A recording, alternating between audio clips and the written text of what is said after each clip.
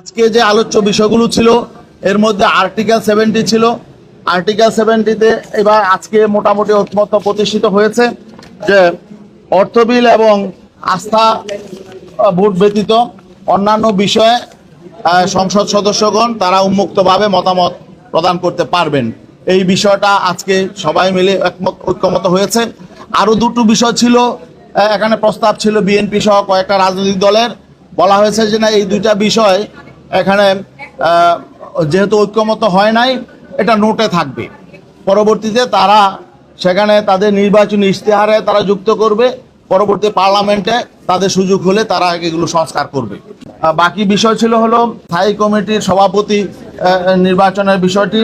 সেখানেও মোটামুটি ঐকমত্য হয়েছে যে চারটি বিষয় যেমন public accounts committee, privilege committee, তারপরে ইন্টিমেশন কমিটি, পাবলিক অ্যাভারটেকিং কমিটি, এই কমিটিগুলো এই চারটা কমিটি বিরোধী দলের হাতে থাকবে। এর ছাড়া পরবর্তী অন্যান্য কমিটি সংখ্যানুপাতিক, পার্লামেন্টের মেম্বারদের সংখ্যানুপাতিক হারে বিরোধী দলের কাছে চেয়ারম্যানের পদ থাকবে। এই দুইটা বিষয় ঐকমত্য হয়েছে। বাকি আরেকটা বিষয় এখন আলোচনা চলছে, সেটা হলো সংসদে নারী আসন। এখানে সংস্কার কমিশনের প্রস্তাব, ঐক্যমত্য কমিশনের প্রস্তাব 100 আসনে সংরক্ষিত নারী আসন 100 করা, 400 আসনের মধ্যে। এটা নিয়ে আলোচনা চলছে। আমরা একটা বিষয় বলেছিলাম যে আসলে তো এই সংস্কার কমিশনগুলো করা হয়েছে যাতে নাকি আগামীতে দেশ সঠিকভাবে পরিচালিত হয়, আগামীতে কেউ কর্তৃত্ববাদী শাসন কায়েম করতে না পারে, স্বৈরাচারী ভূমিকা পালন করতে না পারে, এবং ফেসিবাদ যাতে আবার জেগে না বসতে পারে, দেশ যাতে সঠিকভাবে পরিচালিত হয়। এর সাথে নারী আসনের সম্পর্কটা কি? তাইলে কি বিগত দিনে সংসদে নারী আসন কম থাকার কারণে দেশ সংকটে ছিল, স্বৈরাচার প্রতিষ্ঠা হয়েছিল, ফেসিবাদী শাসন কায়েম হয়েছিল? এমনটা তো মনে হয় না। বরং আমরা দেখেছি স্বাধীনতা পরবর্তীতে বেশি সময় দুইজন নারী দেশ শাসন করেছে। পার্লামেন্ট নেত্রী, বিরোধী দলের নেত্রী দুইজনই নারী ছিলেন।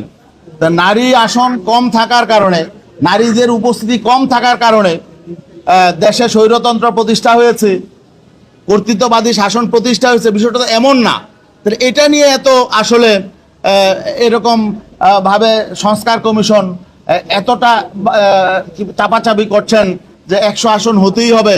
এখানে তো নারীদের জন্য কোনো বাইন্ডিংস নেই, বরং এখানে তাদের 300 আসনে, এখন যে বর্তমান বিদ্যমান 300 আসন নিয়ে তাদের প্রতিদ্বন্দ্বিতা করার সুযোগ আছে, সবারই ইকুয়াল রাইট আছে। তা এদের সংরক্ষণ করতে হবে কেন? যারা এখানে, আমরা তো বলছি যে নারীদের এখানে সম্মান বৃদ্ধির কোনো কারণ নেই, এদের জন্য আসন সংরক্ষণ করলে যে এদের সম্মান বৃদ্ধি পাবে, বিষয়টা তো এমন নয়। বরং তাদের জন্য সম্মানের জায়গা হলো তারা এই 300 আসনেই প্রতিদ্বন্দ্বিতা করুক। নারীরা প্রয়োজনে রাজনৈতিক দলের নেতৃত্ব দিক, তারা সেখানে নিজেরা প্রার্থী বাছাই করুক, নিজেরা প্রার্থী সিলেকশন করুক, সেখানে যাক, এখানে তো কোনো বাধা নেই। আমরা বলেছি যে তাদের সম্মান এবং মর্যাদা এই সংরক্ষিত আসনের দ্বারা সংরক্ষণ হবে না, বরং আমরা যেটা বলছি যে যেহেতু বৈষম্য বিরোধী আন্দোলন হয়েছে, এখানে কোনো বৈষম্য প্রয়োজন নেই। আর যদি সংরক্ষণ করতে হয়, তারপরেও যদি, যেহেতু আমরা এখানে ঐক্যমত্যে বসতে চাই, আমরা একা আলাদা বিচ্ছিন্ন হতে চাই না, এই জন্য আমরা তারপরেও যদি অধিকাংশ রাজনৈতিক দল এর ব্যাপারে একমত হয়, তাহলে আমরা বলেছি আমাদের যে মূল দাবি যে সংখ্যানুপাতিক পিয়ার পদ্ধতির নির্বাচন, সেই সংখ্যানুপাতিক পদ্ধতিতে নির্বাচন হোক এবং সেখানে নারীদের একটা পোর্শন থাকবে, সম্মানজনক পোর্শন থাকবে। আমরা এটা বলেছি, পুরুষের যেমন থাকবে নারীদেরও থাকবে। তাছাড়া সংস্কার কমিশনের আবার একটা বিকল্প প্রস্তাব আছে, সেটা হলো যে 300 আসনে যে ভোট হবে, প্রত্যেক রাজনৈতিক দল তাদের সেই ভোটের আনুপাতিক হারে 100 আসনে নারী হবে। আমরা বলছি বিকল্প হিসাবে এটাও হতে পারে। বিকল্প হিসাবে যদি সংখ্যানুপাতিক নির্বাচন নিম্নকক্ষ উচ্চকক্ষে, সেটা আমাদের মূল দাবি, সেটাও যদি না হয়, তাহলে বিকল্প হিসাবে সংস্কার কমিশন থেকে যে বিকল্প প্রস্তাব এসেছে যে সংখ্যানুপাতিক পদ্ধতিতে নারী আসন নির্ধারণ করা, আমরা এর সাথেও আমরা একমত আছি।